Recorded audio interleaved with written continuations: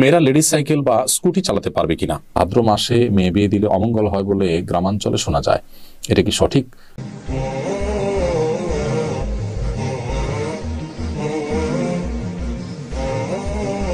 ভাদ্র মাসে মেয়ে বিয়ে দিলে অমঙ্গল হয় বলে গ্রামাঞ্চলে শোনা যায়, এটা কি সঠিক? না, এরকম কোনো কথা নেই। বিয়ের ব্যাপারে এমন কোনো সময় বা এমন কোনো কাল নেই যে সময় কালে বিবাহ হলে কোনো প্রকার ক্ষতি হতে পারে বা উপকার হতে পারে। বিবাহ সবসময় করা যায় এমন একটি বিষয়।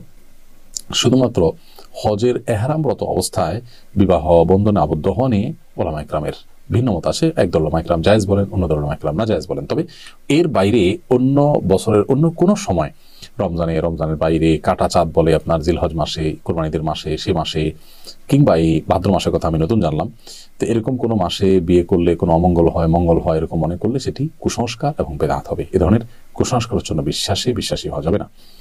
মেয়েরা লেডিস সাইকেল বা স্কুটি চালাতে পারবে কিনা? মেয়েরা লেডিস সাইকেল বা স্কুটি যদি চালান নিজস্ব অঙ্গনে, ধরুন তার বাংলোতে, তার বাড়ির এরিয়াতে, তার এমন কোনো জায়গাতে যেখানে আসলে পরপুরুষের দৃষ্টিতে তিনি গোচর হচ্ছেন না, তাহলে সেক্ষেত্রে সেটি জায়েজ হতে পারে।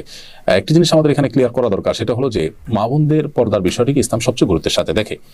যদি কোনো মা বোন এমন কোনো কাজ করেন যেটা তার পর্দার জন্য সমস্যা হবে, সেটা কাজটা ইটসেলফ হালাল হলেও, বৈধ হলেও, সেটা তার জন্য তখন আর করা জায়েজ হয় না।